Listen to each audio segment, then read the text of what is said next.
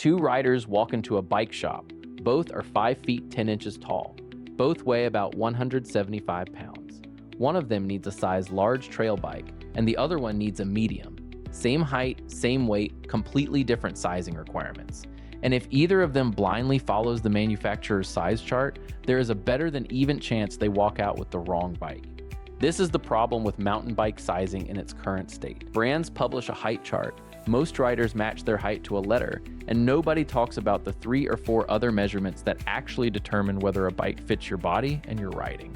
I have watched riders spend $4,000 or $5,000 on incredible bikes that feel terrible because the sizing was wrong from day one. Every component upgrade in the world cannot fix a frame that does not match the person on it.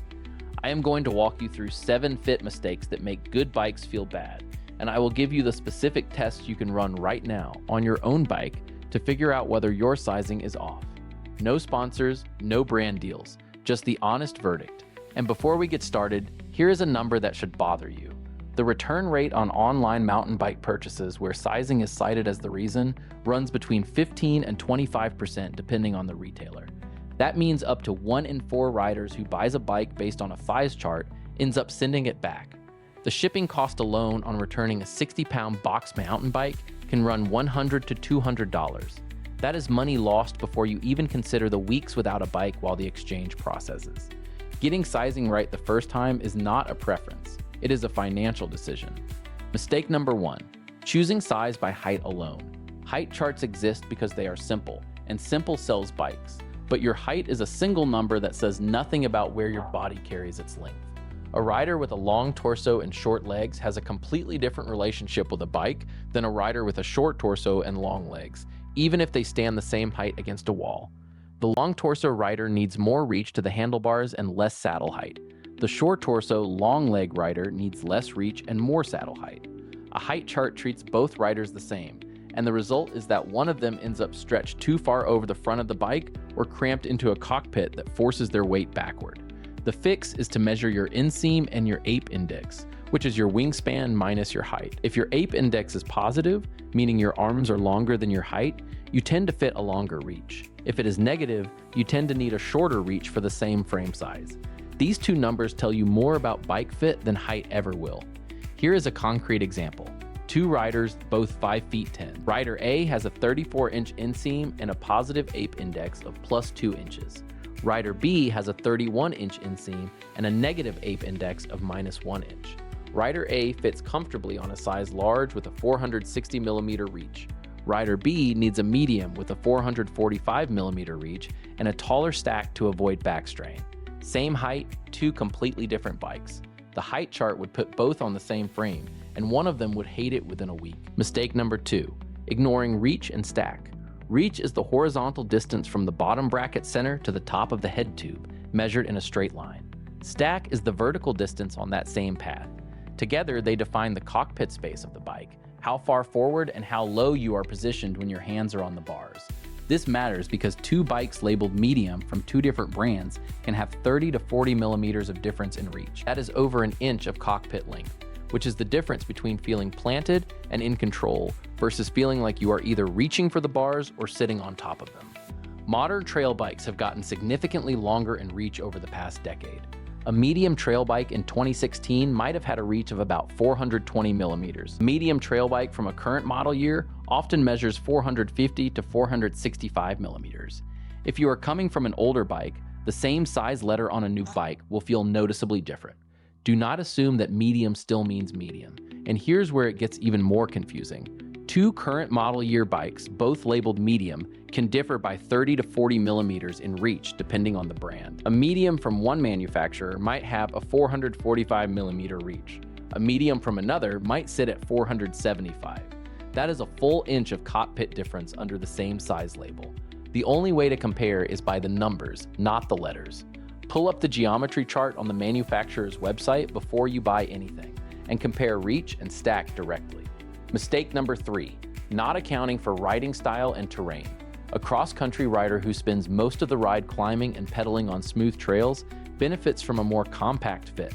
A shorter reach keeps weight centered, and a higher stack reduces strain on the lower back during long seated efforts. An enduro or gravity-focused rider who prioritizes descending speed and stability on steep, technical terrain benefits from a longer reach and a lower stack. The longer front end keeps weight over the front wheel during steep drops and high-speed corners. These are not small differences. A rider who does both styles on the same bike might legitimately benefit from a different size depending on which riding style dominates their weekly routine. Choosing the right size is not a universal answer. It depends on what you actually do on the trail, and that is the conversation no size chart can have with you. The decision branch here is clear. If you ride 60% or more descending terrain and you are between sizes, go with the longer reach. You will appreciate the stability when the trail gets steep and fast. If you ride 60% or more climbing and mellow single track, go with the shorter reach. You will appreciate the nimble handling and the lower strain on your back during long seated efforts. If your riding is genuinely split, lean toward the longer frame and shorten the stem to bring the cockpit in. It is easier to make a long bike feel shorter than to make a short bike feel longer. If you are finding this helpful, subscribe. I cover the mountain bike decisions that actually change how your bike rides every week. Mistake number 4. Overlooking standover height. Standover is the clearance between the top tube and your body when you straddle the bike with both feet on the ground. Modern mountain bikes have sloping top tubes that make standover less of an issue than it used to be, but it still matters. If you cannot comfortably stand over the frame with at least 2 to 3 inches of clearance, dismounts on steep terrain become a risk. A low standover does not mean the bike is too small. A tight standover does not necessarily mean the bike is too big, but if standover is marginal, pay attention to how the frame fits at the cockpit before dismissing the concern.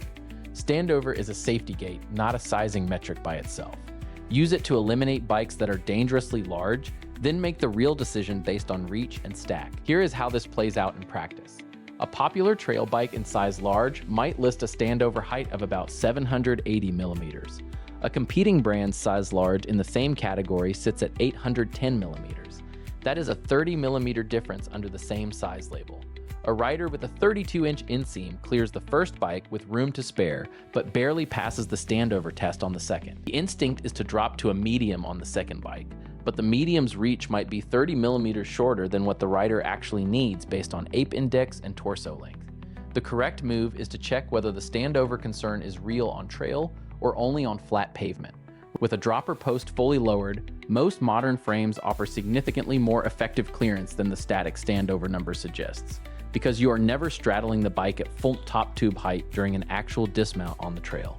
If the reach and stack fit your body, do not let a marginal standover measurement push you to a frame that compromises your cockpit. Test it on actual terrain with the dropper down before making the call. Mistake number 5, trusting the test ride on flat ground. Most test rides happen in a parking lot or on a paved bike path next to the shop. On flat ground, almost any bike feels comfortable. You are seated, pedaling gently, and the geometry is barely engaged. The real test for mountain bike fit happens on terrain. On a steep climb, a bike that is too big will make you feel like your weight is behind the front wheel, causing the front tire to wander. On a steep descent, a bike that is too small will make you feel pushed forward over the bars with nowhere to shift your weight.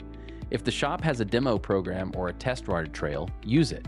If they do not, at least find a hill, a curb, or a gravel patch where you can load the bike in different positions.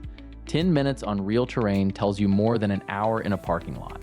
Here is a specific test you can run if terrain is available. Find a moderate hill, ride up it seated for at least 2 minutes, then turn around and descend. On the climb, pay attention to whether your front wheel feels light and wanders. That is a sign the bike is too long for your proportions on climbs. On the descent, notice whether you feel pushed forward with your arms locked out. That is a sign the bike is too short for descending. A correctly sized bike lets you shift your weight forward and back without running out of room in either direction. Mistake number 6, skipping the cockpit adjustment before giving up on a size. A frame that feels slightly off in reach can often be tuned with stem length, bar width, and spacer height before you need to swap sizes. Swapping from a 50 millimeter stem to a 35 millimeter stem pulls the handlebars about 15 millimeters closer to you. Raising the spacer stack by 10 millimeters lifts the bars and reduces the reach angle. Cutting the handlebar width by 20 millimeters on each side, going from 800 millimeters to 760, reduces the leverage at the bar ends and makes the cockpit feel slightly more compact. These are inexpensive adjustments. A new stem costs $20 to $60. Spacers are a few dollars. A bar cut is free if you have a pipe cutter. If the bike is between sizes and you are choosing between a medium and a large, try the cockpit adjustments on the larger frame before defaulting to the smaller one. Most riders have more room to shorten a cockpit than to lengthen one. Let me put the ownership math on this. A stem swap costs $20 to $60. A spacer change costs a few dollars and 10 minutes with an Allen key. Bar trim is free with a pipe cutter.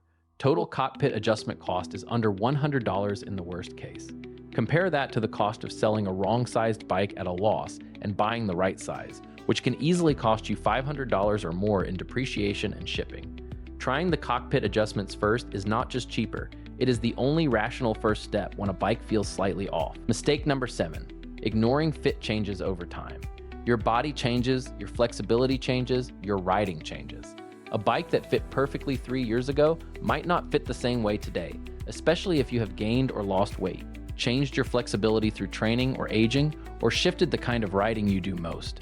The most overlooked fit adjustment is saddle height. A saddle even 10 millimeters too high changes your pedaling mechanics and puts unnecessary strain on your knees. A saddle too low costs you power and efficiency on every pedal stroke. Check your saddle height at least once a season by doing the heel test. Sit on the bike with your heel on the pedal at the bottom of the stroke. Your legs should be fully extended without your hips rocking. When you move your foot to the ball position, you should have a slight bend at the knee. If your hips rock, the saddle is too high. If your knee is deeply bent, the saddle is too low. And here is a detail most riders miss. Saddle height is not just about leg extension. It also affects your reach. Raising the saddle by 10 millimeters effectively lengthens your cockpit because your hips move up and back, shifting your torso further from the bars. Lowering it brings you slightly closer. This means that a saddle height change can fix or create a reach problem you did not realize was connected. If you adjust your saddle and suddenly the bars feel too far away or too close, the saddle moved your entire riding position, not just your leg angle. One final point. If you are dealing with persistent pain, numbness, or discomfort that cockpit adjustments and saddle height cannot fix, that is not a sizing problem, that is a body problem. And the answer is a professional bike fit or a conversation with a clinician who understands cycling biomechanics. A shop fit typically costs $100 to $250 and covers cleat position, saddle selection, bar height, and reach. It is the best money most riders never spend, and it can transform a bike that feels merely acceptable into one that disappears under you. The right size mountain bike is not the one the chart says you should ride. It is the one that lets you ride harder, longer, and more confidently on the terrain you actually use.